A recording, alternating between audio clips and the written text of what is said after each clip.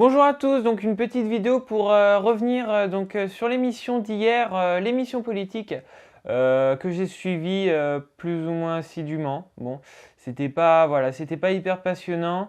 Donc nouveau concept pour l'émission de France 2. David Pujadas n'étant plus là, c'est Léa Salamé qui présente du coup maintenant toute seule l'émission. Bon, le format a un petit peu changé, notamment à la fin, il y a un débrief, on va y revenir. Donc l'invité, c'était Édouard Philippe. Donc Édouard Philippe, j'étais assez curieux de voir ce qu'il allait dire parce que c'est un personnage que je ne connais pas beaucoup et voire même pas du tout, comme la plupart des Français. Et justement, j'attendais de le découvrir dans cette émission. Mais j'ai pas eu l'impression de découvrir Édouard Philippe en fait. J'ai vraiment eu l'impression d'entendre Emmanuel Macron parler. À aucun moment je me suis dit que j'ai un homme que je ne connais pas en face de moi en fait. Euh, C'était vraiment, j'avais l'impression d'avoir Emmanuel Macron en face de moi. Après, j'ai trouvé très pointu sur les questions d'économie, même si voilà, il a sa ligne. Mais il était assez pointu sur ces questions-là. Et je l'ai trouvé aussi assez attentif à tout ce qu'on pouvait lui dire, jamais ultra tranché dans ses propositions. Par exemple, je pense à la PMA, l'intervenant qui est venu, qui lui a parlé de la PMA.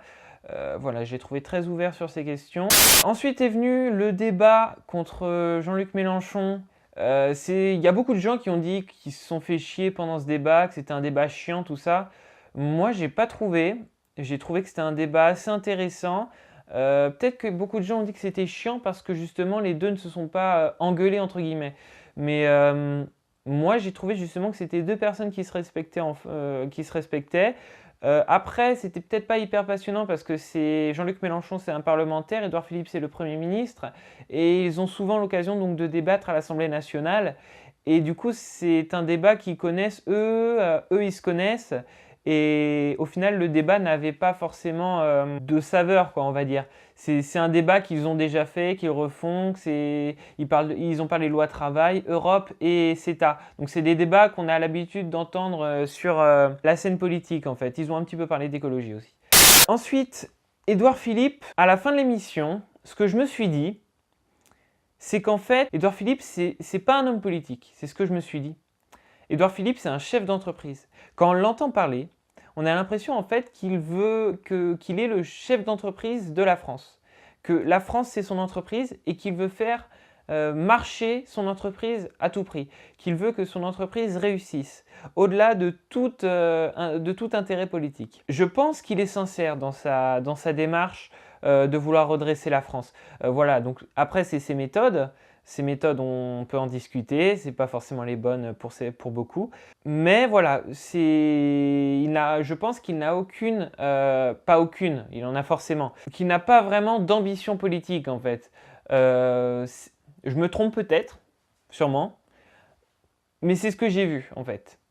Moi, j'ai vu devant moi un chef d'entreprise et en même temps, c'est dans la lignée de ce que Macron préconisait pendant la campagne. C'est qu'il voyait, lui, son programme, c'était une vision et un projet. Et les visions-projets, Usul l'a très bien dit dans ses vidéos, vision-projet, c'est des langages qu'on retrouve dans le monde de l'entreprise. Donc en fait, le projet de ce gouvernement, c'est de diriger le pays comme une entreprise. Donc de le rendre le plus rentable, de le faire le mieux marcher en fait.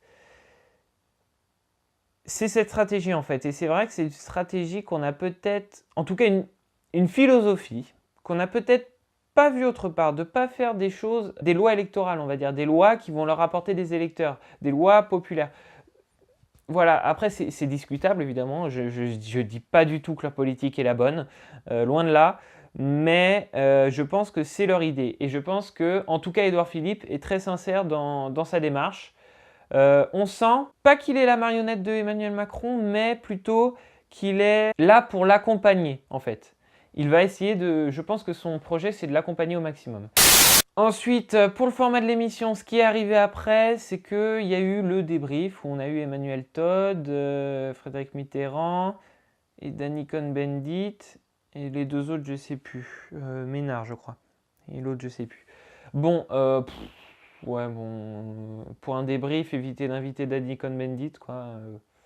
ça pollue un peu tout le débat, quoi. On peut rien, on peut pas placer deux mots sans se faire engueuler, sans se faire crier dessus. Donc au final, il était complètement inaudible le débat, ce qui fait que voilà, j'ai arrêté moi avant la fin.